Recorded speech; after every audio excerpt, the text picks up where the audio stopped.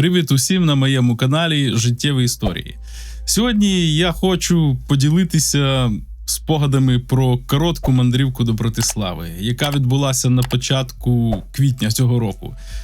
Це була поїздка буквально на один день, такий собі вихідний формат. Братислава розташована зовсім поруч із Віднем. Дорога поїздом займає з Відня всього 1 годину. До речі, маючи річний або місячний проїзний по Нижній Австрії, Відню та Бургенланду, на цьому можна непогано зекономити.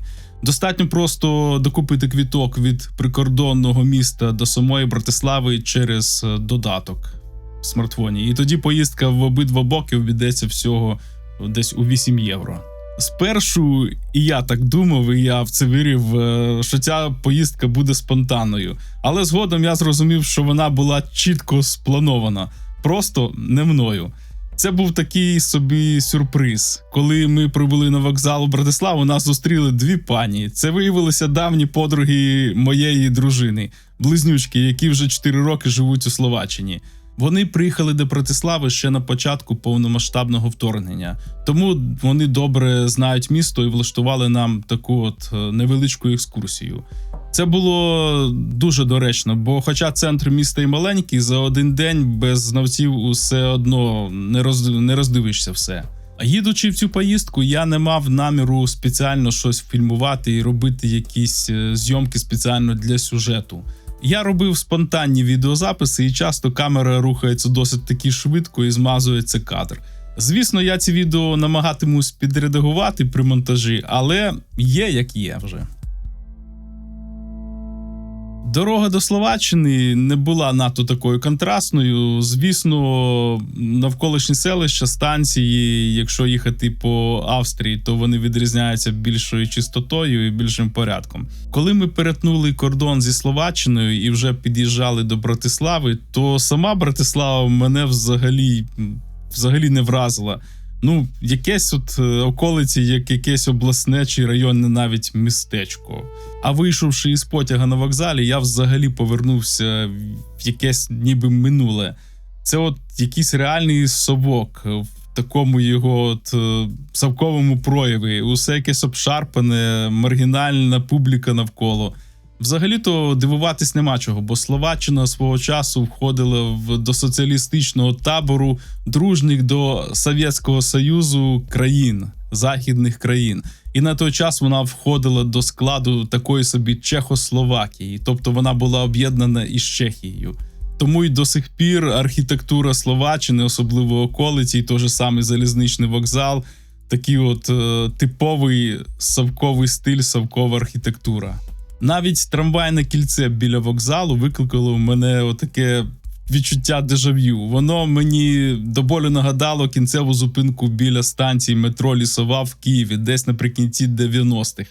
Той самий такий пом'ятий асфальт і загальний якийсь занепад. І хоча самі трамваї у Братиславі вже сучасні, навколишнє середовище все ще міцно тримається за своє таке радянське минуле. І це кажуть ось дівчата, українки всі. Кажуть, що це готель Київ. Уявляєте? В Братиславі готель Київ. От знову ж таки нас дівчата привели до пам'ятника, до ось такого. Це я так зрозумів, як нам пояснили, це місто побратим Київ. Ось знак міста Києва. Але скоріше за все, що цей пам'ятник був встановлений ще за радянських часів, тому що тут явно зірка видно. І ось так. Словацької надпис. Нерозбірливий, це іще за радянських часів пам'ятник. Братислава – це Київ, місто побратим міста Києва. Ось такий. Це, я так розумію, центр, так? Так. Самий центр. Так.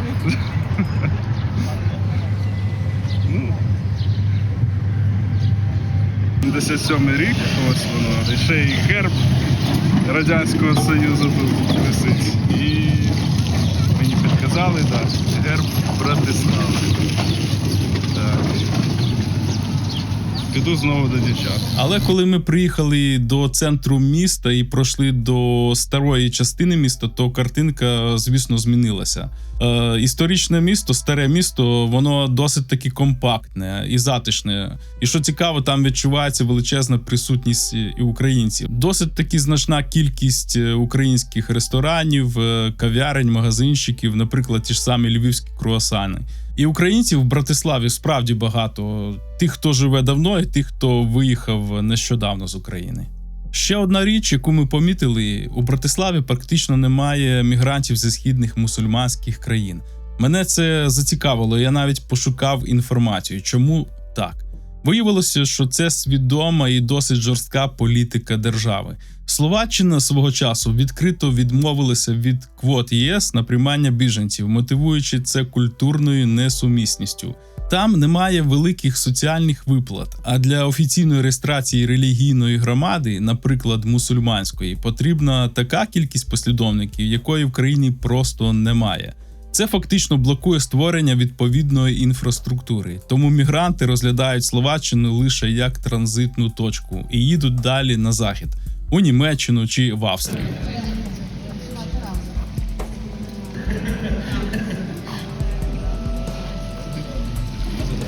Такі ось дворики такі цікаві, кав'ярні навколо.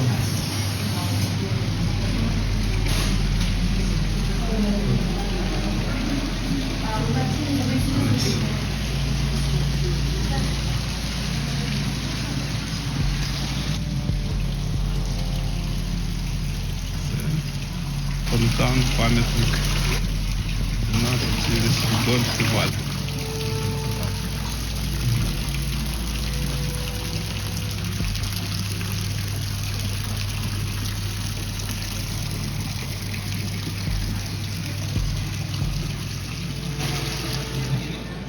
Так, це урядовий палац, як написано на цьому, на вивісці там далі.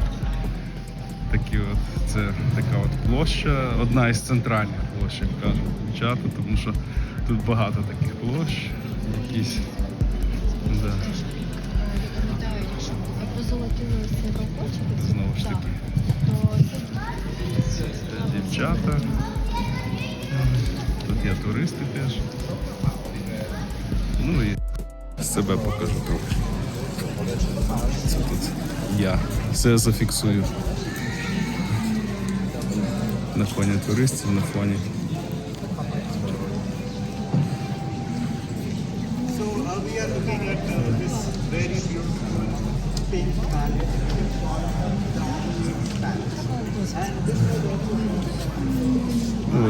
Ось так зафіксуємо схова.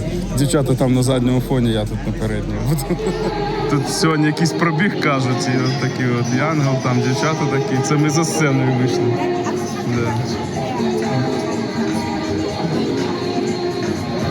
Кажуть знову ж таки, дівчата, що це в 1850 році, 5 лютого, це був рівень Дунаєва, піднявся Дунай. Тобто затопило Братиславу, кажуть. Ну, от так от. Так що уявляєте, оце тут вода була. Це знову якась установа, так? Костел єзуїтів. Ага, костел єзуїтів.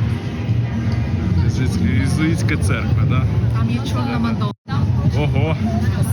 Та ви що? Вже містикою якоюсь пахне.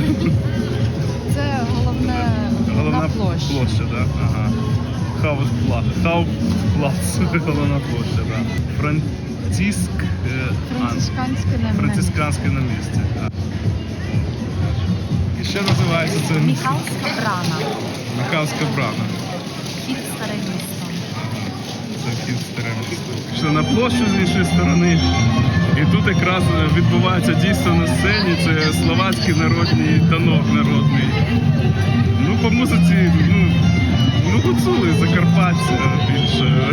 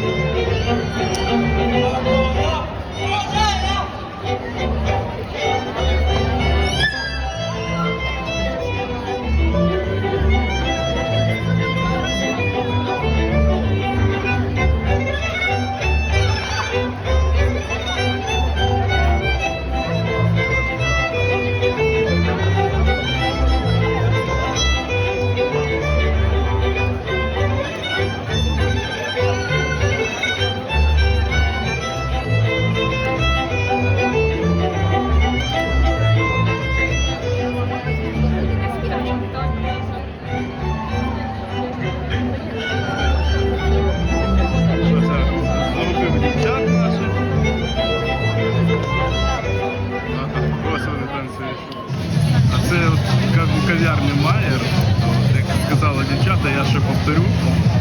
Отут якраз в цій кав'ярні виробляли солодощі для Марії Терезії. Тобто з Відня вона собі їздила, ну я так розумію, їй доставляли з Відня в цю кав'ярню їй солодощі. Виявляєте, тобто в Братиславі виробляли для Марії Терезії. Але і не дивно, тому що Словаччина теж була частиною Австро-Угорської імперії.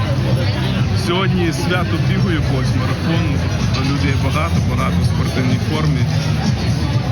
Так, що центр, так. Я б не сказав, що надто людно, є простір, є можна, але я б скажу так, що досить таки людно. Розумію, всі впізнали, хто це такий. Це Сковорода, Григорій Сковорода. І тут написано, коли він відвідав Братиславу. Тобто філософ, науковець, письменник. Ось він тут був. Так. А зараз ми тут є. На прогулянці. Мартіна знаходиться в Братиславі. Його спеціально побудували для коронування австро-угорських королів та королев. І зверху знаходиться ось ця корона, вона з золота, правильно? Я вірно зрозумів? Тобто тут коронували королівські Австро-Угорської імперії. Так. Місце тут була колись синагога, але, ну, як кажуть, словаки піддавалися дуже сильно антисемізму, і їх фактично звідси витіснили євреїв, вбивали багато і все. А зверху от замок там є. Замок. Да, і це ось пам'ятники, так розумію. Щодо євреїв. Взагалі питання євреїв, взагалі питання, от, я б сказав, нацизму, навіть нацизму, це воно гостре в світі завжди було. І на мою думку, це завжди в цьому стрічать вуха, в цих питаннях це політики і тим, хто кому вигідно зіштовхувати людей між собою лобами на підґрунті націоналізму, національності, на підґрунті несприйняття інших націй або людей, іншої групи. Коли ми дісталися до набережної Дунаю, дівчата звернули нашу увагу на таку якби стіну. Це частина залізної завіси, реального кордону, який колись був між вільним світом та соціалістичним табором.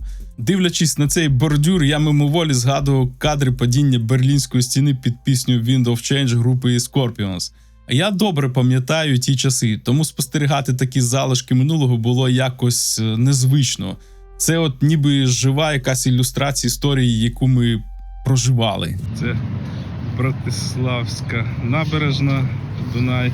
І ось ця стіна, як знову ж нам дівчата розповіли, це в період, як кажуть, Совка, соцлагеря, це була от якраз кордон між совєтським лагерем і вільним світом. Там Австрія вже фактично туди. І от ось тут була ця залізна стіна, залізна завіса. Так що я пам'ятаю дуже добре Совєтський Союз, я там народився, я там ріс, я пам'ятаю в усвідомленому віці.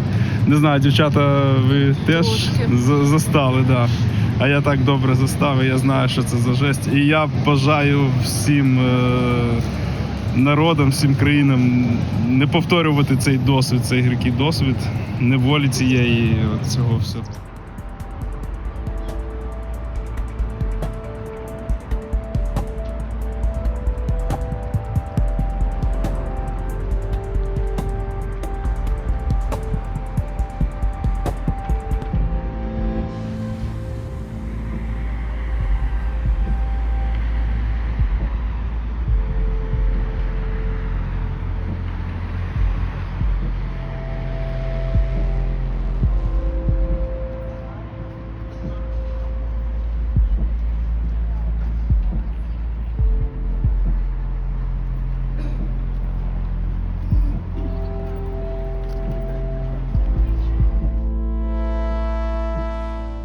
Ще дівчата розповідали про такі собі словникові парадокси. Коли в українській мові слово, яке означає щось позитивне чи нейтральне, в словацькій таке саме слово є образою чи навіть матюком. І от із-за такого словесного парадоксу на початках багато українців, та й не тільки українців, і поляки теж, потрапляли в курйозні, навіть досить такі напружені ситуації. Далі приведу декілька таких слів. Наприклад, словацьке слово «черствий» – це означає «свіжий», а український – це не «свіжий», «зачерствілий». Далі, наприклад, овочі – це фрукти, а в нас овочі – це овочі. А зеленіна – це якраз словацькою і є овочі.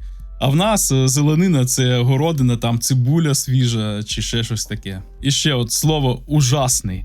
Це словацькою «чудовий», «прекрасний», а в нас, звісно, це «жахливий». Наприклад, ще от таке слово «батог».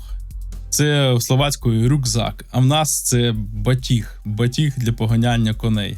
І знову ж таки слово «століця» – це «стілець» словацькою, а в нас «столиця» – це столиця. Аптека в них називається «лекарен», а в нас «лікарня» – це «лікарня». Далі, наприклад, «гора» – це ліс словацькою, а в нас це гора. А далі слово, яке я, мабуть, запікаю, тому що це досить таки вульгарне слово. Це слово «ш**», і воно означає, якщо виражатися юридичною мовою, статевий акт, вступати в статевий акт. А українською мовою це шукати, знаходити. Тому українські жінки та й чоловіки в Словаччині досить таки швидко зрозуміли, що треба ретельно підбирати слова і розуміти сенс цих слів. Тому що, наприклад, те ж саме слово «позор» словацькою – це «увага, обережно». А слово «напад» – це в них ідея, думка, а в нас, звісно, це напад, атака. Тож такі слова найчастіше створюють кумедні або навіть незручні ситуації для українців у Словаччині. Багато з них походять зі спільного слов'янського коріння, але розійшлися в значеннях.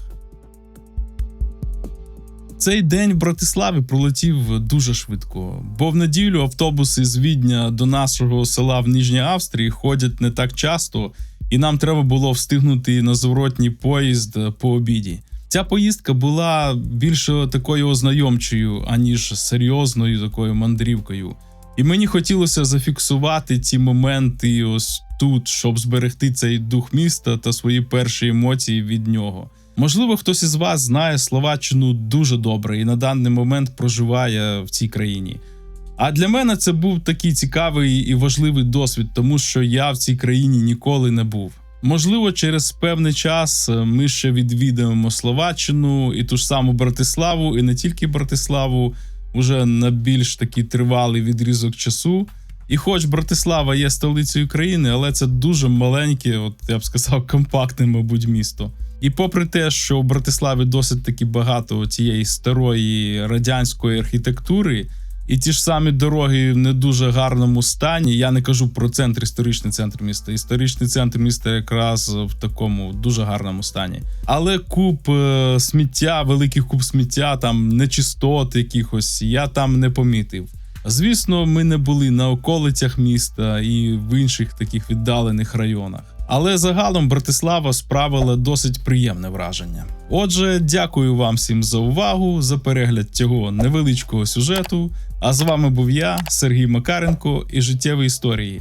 Бережіть себе, будьте здорові і до наступної зустрічі!